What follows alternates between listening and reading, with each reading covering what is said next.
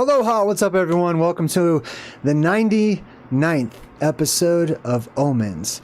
I want to first say shout out and high five to my Patreon sponsor Par. Thank you so much for your support over on Patreon.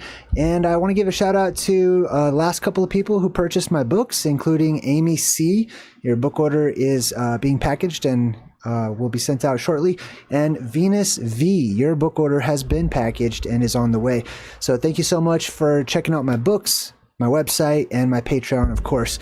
Let's jump into some of, this is my Patreon. If you guys would like to come check it out, there's a 24/7 chat. So if you guys want to come be a part of the chat, you just click right here and you can upload pictures, share things with the community and myself as well. And that is a fun and interactive way to support me and my work. Now let's jump into some headlines with our 99th episode. I'm excited for today and I'm excited for the next one, which was number big 100. Let me see. Can everybody hear me in the chat? Everything good? Mary Soul, Carmen Smith Studer, good to see you guys. Tiffany Marie, Little Bluebird, I see you guys in the Hippie Wizard, #1 in the chat and the first one to show up. Good to see you guys. All right, let's jump into some of these headlines that we got today. All right, so this first one is a sinkhole that opened up.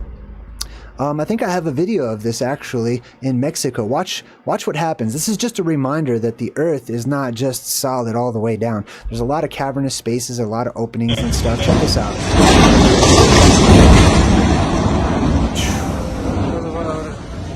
Just swallows it up, right? So you can expect to see a lot of that stuff as time goes forward. Larger and larger sinkholes opening up as inner Earth gases are being released due to the electromagnetic fluctuations that are happening with the Earth's magnetic field deep inside of the Earth that contain and attract those particular gases.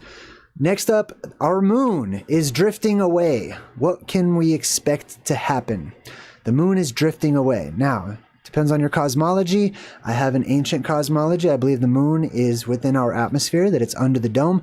And if it is indeed looking like it's drifting away, that really means it's just getting smaller and smaller. Now, if the moon is a luminary, like the Bible says that it is, that means it's just a light. And when the light gets smaller and smaller, it's because it's becoming more and more focused, which means we should see, if that's true, the moon getting brighter and brighter. Just as you focus a beam of light, the beam of light will get brighter and brighter. The same thing is happening with the sun. It's no longer yellow. It's more of a whitish blue now. And the stars themselves getting brighter and brighter. Now, of course, academics and the news is going to have to paint this in different ways, saying that the moon is drifting away. It's going to affect the tides and stuff like that. But in reality, it has a lot to do with our local cosmology and the things that are happening to Mother Nature, to the Earth itself. Let's see what this next video is all about. This one says, Mom shares warning after nearly losing her life to flesh-eating bacterial infection. So a lot of these bacterias in the waters lately, we talked about the waters being poisonous and toxic, from the ocean itself to rivers and lakes, the world across, right? The waters are becoming a concern. And that is a prophecy in the book of Revelation. It talks about one of the major omens to look out for is what happens to our water supply here in the world. The rising rates of flesh-eating bacteria in some parts of the country. What more do we know about this? Where is this? You know, Jay, very scary sounding bacteria, Vibrio vulnificus. Fortunately, it is rare, but can be very deadly. So this bacteria normally exists in warm water, salty water, sometimes brackish. That is the combination of fresh water and salt water, especially during summer months. So the ocean is dirty. News fact. Don't get into it if you have open cuts. And this bacteria can also spread from raw oysters as well, so be careful there. If you come in contact with ocean water when you have cuts or from raw Hold on, let me back that up. So I want to focus on a couple of these, right? One, it's they say brackish water. That just means water that has these harmful algal blooms, oftentimes water that's still water, right? But it doesn't have to be still water. This stuff's happening in the ocean. People are catching flesh-eating bacteria from the ocean itself. And then they say also from eating raw shellfish. I just want to remind everybody, there's a reason why in the world's religions, they give you dietary standards to abide by. It's for your protection. There is no such thing as shellfish. There's no fish with a shell, okay? I just want to make that clear. You're free to eat what you want. If you like eating ocean bugs, that's on you, okay? I know butter tastes good on stuff. I get it. But these are bottom feeders, okay? So bad idea unless you want some flesh-eating deal. or whatever. Let's move on. Charlie Kirk. I'm going to touch on this briefly because everyone's talking about it, and I have very, very, very strong feelings about it. I'm disappointed and sad at humanity and many people's reactions. I'm also very proud and honored by some people's reactions, but I just want to play this short thing. Today at 5 p.m., I was fired from my job for posting a video saying I don't care about Charlie Kirk's death. That was my job. That was like, wasn't really just my job, it was like my identity. That was my job. My job was taken away.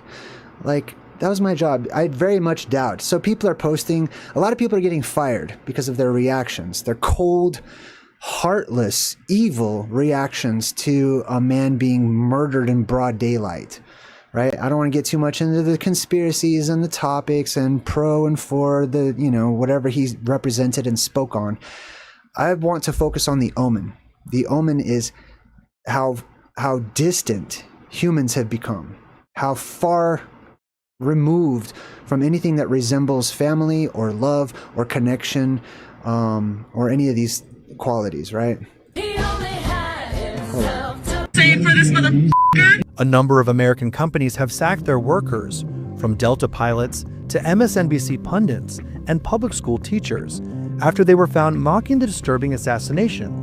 In a social media post, Transportation Secretary Sean Duffy said that American Airlines pilots who were caught celebrating the assassination were immediately grounded and removed from service. Good is my opinion on that, okay? I'm not here to argue. I'm just here to share my path, my heart, my feelings, and my passion with you. These are a part of prophecies.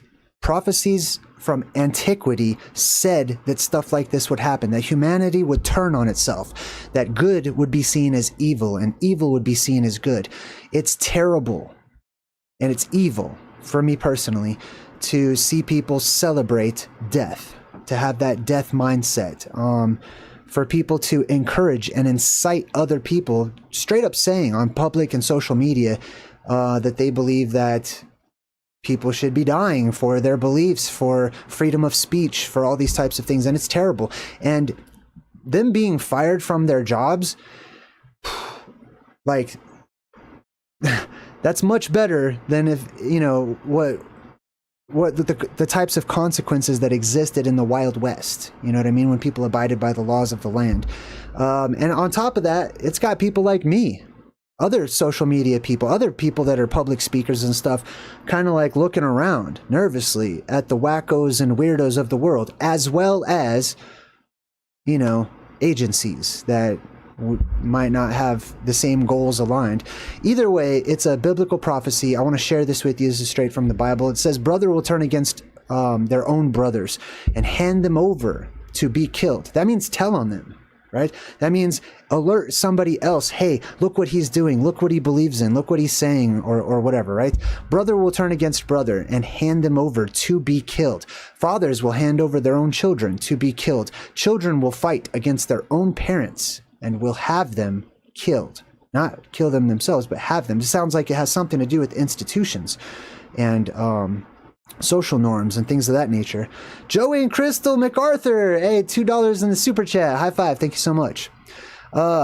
It goes on to say, children will fight against their own parents and have them killed. Everyone will hate you because you follow me. This is Jesus speaking, okay? Who embodies everything that I believe personally to be good and wholesome and pure and loving and all of the good qualities that I wish for the world and for myself. Everyone will hate you because you follow me, but the one who remains faithful to the end will be saved. So this turmoil of degradation in morality, the world across, it's sad, but it's not surprising. These are things that will happen and have happened at the end of all of these apocalyptic cycles. So now, with that being said, I have never done this, but I want to, okay? And it's my channel, and I will do what I would like to. I'm going to take my very own moment of silence for somebody that died for freedom of speech, for someone who is passionate about their beliefs. And yeah, I just want to say thank you personally.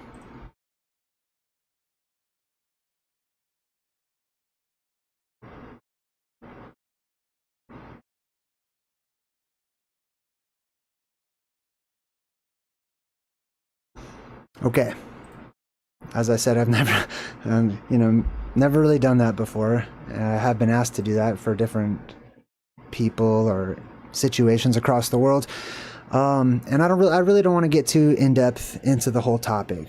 Okay, you guys can if you want to or whatever, but it pains me. It pains me. It's difficult for me to talk about certain things because it hits me to my very core. That's why I don't talk about Pizzagate. I don't talk about weirdo islands of the super rich having their sex parties and stuff like that. Like it pains me too much. I know those things exist. Those things exist. I don't feel like I need to really harp on those as omens of the apocalypse, even though they clearly, evidently are to me personally. All right, let's move on. The moon. Let's talk about the moon now. Oh, look, there's the moon right there. That's really the moon, if you want to believe that. Moon helium deal is the biggest purchase of natural resources from space. So here's the big deal. They're going to go mine the moon, which is a light in the sky. So have fun mining a light in the sky. But helium, what is this? What's helium's connection with the moon, right? From my own personal cosmological view of us living under a dome, the moon is under the dome. The moon is a projection, a plasma, a light, a hologram, if you will, of types of sorts that's in the sky. It's an image. It's a visual light image that's in our sky, and the location in the sky or in the space that exists between the surface and the dome, which is space, right? Way up there is where all of our lightest gases go. They go towards the middle or space between us and the dome itself, and that would include gases like helium and hydrogen. So it makes sense that there is a connection between helium and the moon itself. Next up, what are symptoms of algae exposure? So we're going to focus back more on the waters turning green, the waters turning red through red tide, the bacteria levels that are increasing, the toxicity of the waters. Let's check this out.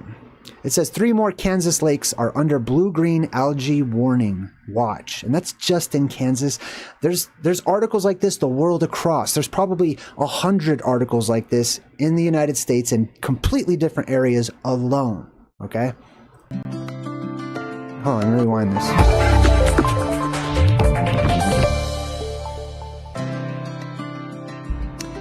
All right, what is toxic algae? Looks like foam, scum, or paint floating on the water, colored blue, bright green, brown, or red, which ties into the biblical prophecy of a third of the ocean turning blood red. Also, that's pretty much the same thing for me personally as the story of the Exodus and the Israelites and the 10 plagues of Egypt and the Nile turning red. Algae season. Let's see. Oh, I think it had some effects of the algae here. Yeah, what are some symptoms of algae exposure? Symptoms can often include rashes, vomiting, diarrhea, fever, sore throat, and headache through ingestion, inhalation, or through skin contact. Oh, snap. My phone was ringing. It's crazy. So yeah, these are some symptoms to be aware of when you're in close contact with it, but also be aware that these harmful algal blooms release toxins into the air, and that those those winds can pick up and push those toxins further away from where the actual bodies of water are. All right, next up, we've got toxic algal bloom in the Hudson River is the largest in 40 years. So here's what it looks like here. You can see the green water, the nasty bacteria-filled water. Hold on, I'm just fixing my phone here. I got a text message. Oh my. All right, sweet. So check out the green waters here, and you can see that it's just bad, right? It says type of bacteria that's making up the bloom can kill dogs and sicken people. It's going to get worse and worse as far as the waters of our world go.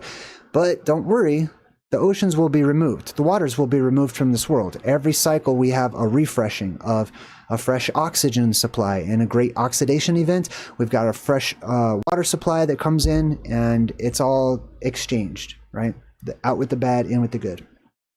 Homeless population across the world. America's homeless population, right? So you can see this map that was made last year in 2024. Washington has 31,000 homeless people. Here in Colorado, there's 18,000 homeless people. Texas has 28,000 homeless people. This is just mind-blowing to me. You know how much open land there is just here in the United States alone? You know what I mean? Like, this is homeless people in the cities, basically. If the government would just release the land and allow people to go claim land that they're just holding on to for no good reason at all, there's plenty of space for everybody to live everywhere in the world, and we'd be more spread out and self-sufficient and stuff. California has 187,000 homeless people, followed by New York at 158,000.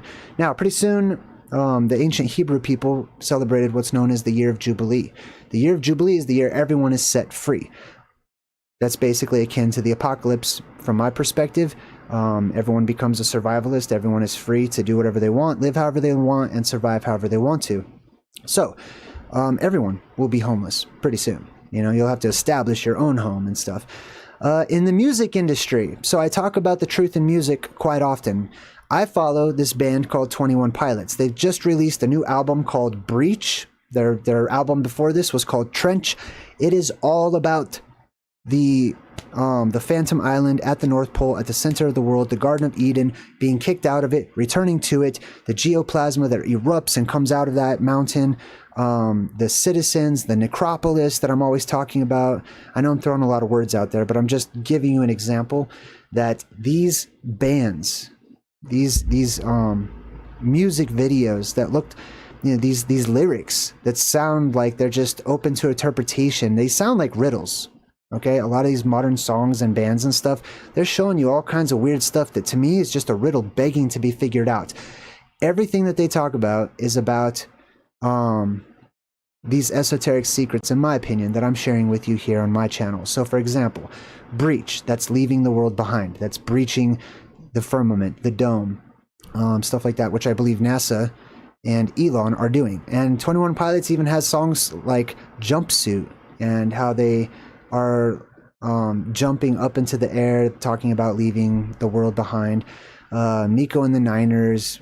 I'll probably do a more extensive breakdown on 21 Pilots again. I've done one before, but it's so powerful. It's the entire music industry. It's not just this band, okay? All of the colors that these people are using, all the ways that they're dressing, all of the one-eye symbolism and all that stuff, it harkens back to antiquity and the secrets that are being shared with family members, you know, down the line. All right, next up. This is like a military robot, this self-automated vehicle or whatever. And it says European-Ukrainian cooperation sparks next-generation combat robots. So not only are they making humanoid robots that can flip pancakes and do funny little dances like the robot dance, but they're making combat robots for the military. This is one step away from the Terminator movies coming true. All you need is a Carrington event. All you need is a strong electrical surge in the atmosphere to allow these machines to just turn on and start working by themselves without any human operation. And it's very feasible. Next up, you've got the Auroras. The Auroras are making their debut across the world much more than they ever used to. This says how to watch the northern lights from these 9 states here in the United States. That's just unheard of. The only state in the United States that should ever really experience the northern lights is Alaska, and every once in a while, occasionally, Maine. That's it. Those are the northernmost states in the United States. For them to dip down into Wisconsin, into Colorado, into, you know, a couple years ago it was New Mexico. That's so extreme. That's so far south. And this is plasma. Okay, let's just be reminded they're not just pretty colors in the sky. It's not just gases and the way the light's refracting off of it. It's plasma. It's electricity. This is an electrical current in the sky, right? This is also, I believe, known as the glory of the Lord, or the glowing of, you know, that comes from the North Pole area. Rare and beautiful bird, thought to be extinct, is rediscovered after 100 years of no sightings. So here's the rare and beautiful bird that is being discovered. Picking at my ear there. I just wanted to talk about the word extinct. Okay, to me personally, there is no such thing as extinct. It's just the, you know, the common people of the population haven't seen one in a while, so they label it extinct, as in gone forever, you know? I don't believe in that. I believe that there are a lot of creatures and animals that we consider to be extinct, or you know, the mainstream population considers to be extinct, down inside of the earth in cave systems and stuff. We've by no means been all over the place, to the deepest parts of the ocean, to the deepest parts of the earth.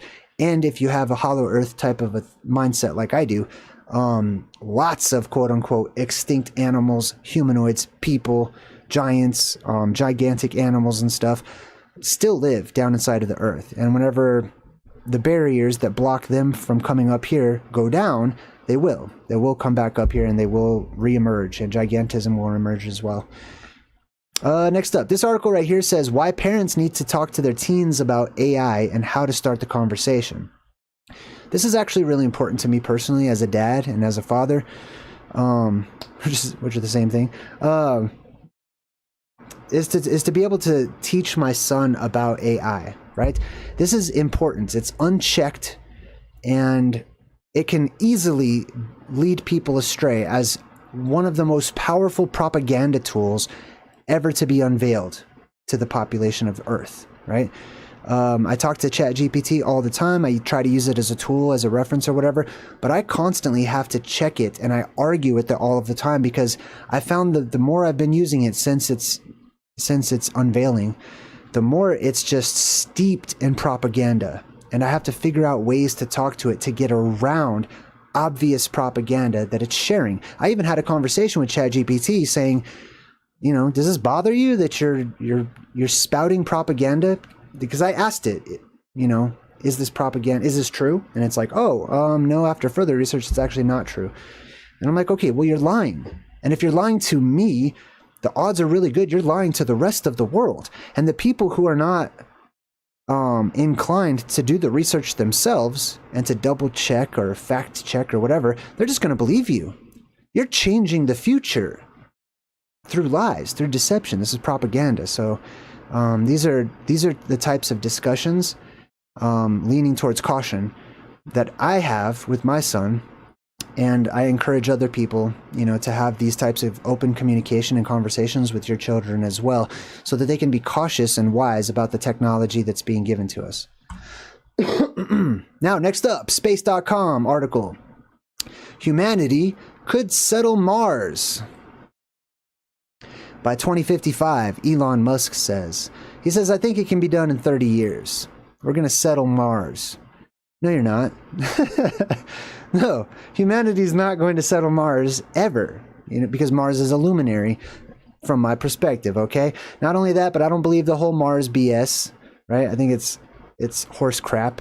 There's no one landing on Mars. There is no machine on Mars. There is no drone on Mars. There's no helicopters. There's no 4K pictures being taken on some planet called Mars. And I don't even need to include my cosmology. Shelby! Oh, high five to Shelby. Oh my God, thank you so much. $50 in the super chat. Thank you, Shelby. Man, just made my day. Yeah, there's nobody landing on Mars. And I don't even have to include my esoteric and fringe research, my wild ideas or anything. All I have to do, just academically speaking, is compare what's happening on Mars, allegedly, and all the technology that we have on Mars, allegedly, with the moon, which is like right there. You know what I mean? You could look up and see the moon right there. You could see craters that are only 50 miles across with your bare human eyes by looking up at the moon. There's none of that. Okay, the moon pictures, if any, are always blurry, crappy. They can't land on the moon. They're having all these problems and stuff, but they can land crap on Mars, cars, vehicles and stuff. All right, let's continue on. 34,000-year-old indigo residue turns up in the Georgian cave. Now, here's what they're talking about, these blue rocks, right? But I find it interesting because the article says the color blue was extremely hard to come by in prehistoric times. It will also return to being that way one of these days. I talk about a color spectrum shift in our world as the sun is changing colors, as the moon is changing colors, and the stars, the things that give us light in this world. That's not man-made light, right? If it's true that the sun is going through and has been going through a color spectrum shift, many of you remember the sun being yellow, It no longer is, if you just go check it out. And that's mind-blowing to me. Because the sun is no longer yellow, it has changed all of the colors and how they look when they're in the sunlight. Does that make sense? Right? So a white sun is going to really bring out all of the color spectrum. When the sun was yellow, there was less of a color spectrum. I did a whole video on this about how Crayola started with only a certain number of colors. And as the sun has transitioned into a white color, Crayola's crayons are getting more and more inclusive to all these brand new colors or whatever. But blue used to not exist because blue is actually one of the last colors to have a word developed for it in any language. Okay, so red was like one of the first colors, and that follows suit with the color spectrum shift of light, especially the sunlight. Next up, scientists raise concerns over unusual sightings off of the United States coast. They say that they're obvious and easy to see. So what types of unusual sightings are we talking about? Specifically up off of the East Coast in the Gulf of Maine. They say just about every day we're hearing about unusual sightings, species of, say, tropical fish that are being brought up to the Gulf Stream and settling there. Really large animals that are obvious and easy to see, like manatees, and increased sightings of sharks. Tropical fish way up in Canada, the Canadian area. I'd say that is very interesting, especially as the oceans warm up, the water warms up. It changes the migration patterns of all these different animals and stuff, and they're moving about. I think it's wise to pay attention to the animal kingdom. I think it's wise to pay attention to the plant kingdom and to our oceans and the things that are closely connected to the earth. As the earth shifts and changes, we should see shifts and changes in those kingdoms and ourselves as well. So this next one says NASA analysis shows the sun's activity is ramping up.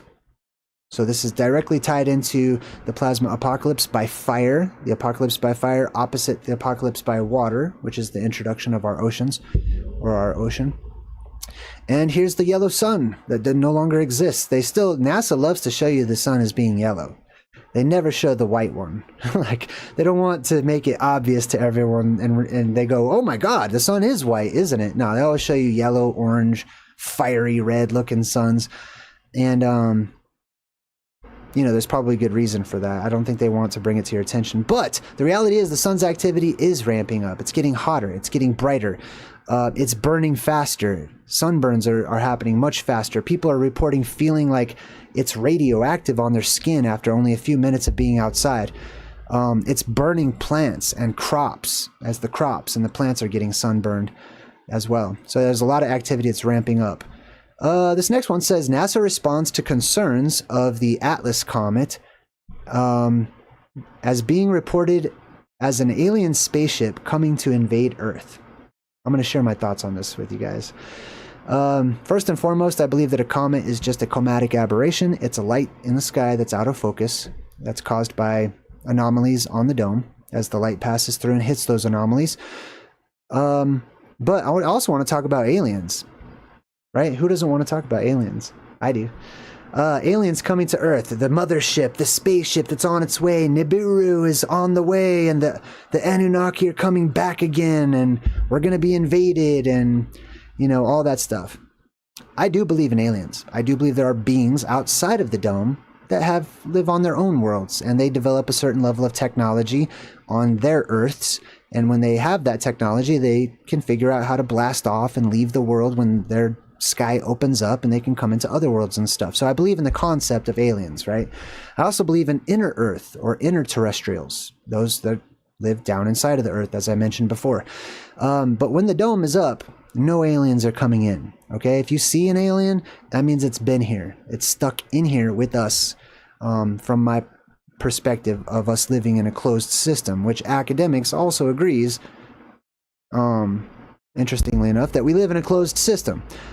I find all kinds of problems with the contradictory point of view that they share. But anyways, so I want to talk about this whole mothership, spaceships coming, because I talk about there being a dome over the Earth and an apex dome, the highest part of the dome that droops downward and inward like an eyeball. that's looking at us. And people can see that eyeball. I call it the apex dome. It's not an eyeball. It's just the part of the dome that curves back down inward, creating a hump up in the sky, or an eye, or, you know, however you want to see it. The day will come when, as I teach people, in short, I'm just going to cut right to the chase, okay? And I have a short video that's all about my concept of a plasma volcano, the all-seeing eye, which is that hump in the sky, and why there is this triangle with the eyeball in the middle of it. You can find that in my short videos playlist towards the beginning.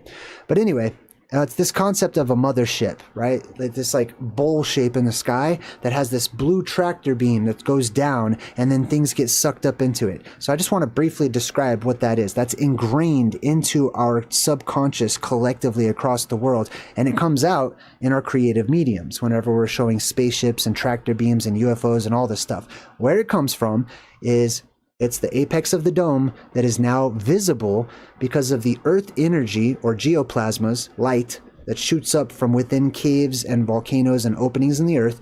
A beam of light shoots upward. It's not a tractor beam coming down. It hits that bowl shape in the sky, which some people might interpret as being a UFO or a planet or whatever.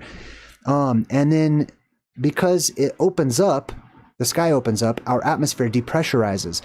When the atmosphere depressurizes, according to Archimedes' principle, all of the fluid that leaves will be immediately replaced with an equally buoyant force. So buoyancy increases in the fluid that we call atmosphere, and stuff starts to float up into the sky. Okay, so this is where the concept of a tractor beam, symbolically at the very least, comes from, in my opinion. Okay, next up. Oh, did I have two of those? I did have two of those, wow. Strange warm blob resurfaces in the Pacific Ocean. So you can see here this sort of globe Earth. This is Canada. This is Alaska up here. This is the West Coast, California and stuff. And all this red, that's where the ocean's getting really hot in the Pacific. Keep in mind, it's surrounded by the quote-unquote ring of fire of all those volcanoes, all that activity. And the ocean's heating up, and people are not able to figure out what's going on. They just know that the oceans are heating up, but specifically the Pacific is getting really hot. It would be wise for us, for those who are watching the signs and the omens, to think about things like this. If the ocean is heating up in the Pacific, what are the implications? What's the very next domino that could possibly affect, right? This is how you can predict the future. This is how I believe wise men, prophets, and seers of old could predict the future, aside from just divine revelation or whatnot. Especially if you understand the past and how it repeats itself. You can see times in the past when these types of things happened, and you can know that they're destined to happen again. But just scientifically speaking, you can hypothesize. You can present a question. What happens when the ocean heats up in the Pacific? How will that affect the surrounding areas? How will that affect the life in the ocean? How will that affect the atmosphere and stuff, right? So that's it. I'm just giving you some tips on, you know, how I tend to research. We got American decline. Depopulation is possible and could cause a crisis. So this whole article right here is about depopulation. It's about the fertility rates lowering. It's about the rates that are needed for births to sustain a population, which is, I believe, about 2 births per person. It says depopulation, unremitting long-term population decline promises to be the 21st century's most important demographic trend. That's kind of boring, so let me just summarize. All that means is that the fertility rates are dropping. Okay? Now, if the fertility rate drops to 1 baby per couple, and right now it's at 1.6 here in the United States, I believe. If it drops to 1, then the United States' entire population of like 300 and something million people will be cut in half in 50 years. That's an estimate, okay? It's a pretty close estimate. That's if it drops to 1. If it drops less than that, obviously it'll be even less time, right? So it doesn't take very long for the world's population to just be reduced. Cool Jackson, what's up, Cool Jackson? High five. Welcome to my channel, and welcome to 346 other people not sitting on a cushion. To quote one of my favorite movies. All right, last but not least, we got the northern lights spotted in Colorado. I actually want to listen to these news people here. So let's play this. Meteorologist Chris Bianchi is here to explain more. Where are you, Chris? Look at that behind you. You know, here's the problem, Alex and Kim, is this was taking place during the Emmys last night. So. That's why you didn't get out there, yeah. And then that Sunday night football thing. Exactly. So my wife was really into watching the Emmys. I was saying Falcons Vikings is on. To explain Boring. more. Oh Where my are you? God. Sorry, that's my own personal opinion. But this is how normal people talk, okay? This guy is standing behind an influx of electrical activity and plasma that is in the wrong place, which is an omen, which is huge. And all they gotta talk about is the Emmys and, oh, I missed the Aurora Borealis, you know, which is like a once in a lifetime, or used to be a once in a lifetime deal, you know, because the Emmys were on. The football, I was watching the sports ball on the TV with people or whatever. Where are you, Chris? Look at that behind you. You know, here's the problem, Alex. We both agreed, let's go outside. So we tried to see it. We didn't see him from central Denver, but Lafayette last night, that clear pinkish reddish hue. By the way, this red, that indicates that those aurora colors taking place more than about 150 miles above the surface of the Earth, and that's what you're seeing there. The kind of redder colors are the ones further away, and when you're seeing colors like the fantastic view, yellows, greens a little bit closer towards the surface of the Earth when you're seeing that interaction take. Let me just summarize what this guy's saying, okay? I talk about the plasmas and the different colors of plasmas in the atmosphere and closer to the Earth quite often, right? Even that blue beam will change its color as it gets higher and higher into the atmosphere. The blue beam that I'm always talking about that comes up out of the center of the world, right? It's the gas that's ionized. The gas rushes out of a zephyr or an inner Earth wind that comes up and it becomes a plasma. It's blue at first, or bluish green, or you could say indigo, right? But as it rushes through the different layers of the atmosphere, it will actually start to change colors, and then it'll spread out. And this gives us the multicolored feathers of various birds of creation, but specifically the phoenix, as it's traditionally described. When you see these golden purples and magentas and whatnot, that's plasma that is way high up in the upper atmosphere. As it gets lower and lower, the plasmas will just naturally start to change color. The color you would expect to see with plasmas really low or even inside of the Earth, the geoplasmas under the Earth, and this is why ghosts and stuff are always usually portrayed as this color, is green, right? This sort of underworld magic. It's associated with the green color. That's also the Aurora Borealis and stuff like that too. All right, cool. That was it for today's presentation. Make sure to go check out my Patreon. Leave me some love in the chat over here on my Patreon. And if you want to jump into the credits or show me some support or become a sponsor or do our video conference meetup once a month, this is the place where you can find all that cool stuff. Thanks for watching this episode of Omens. I'll see you guys for episode 100 next time. Until then, I'm JayDreamerZ saying good vibes and goodbye.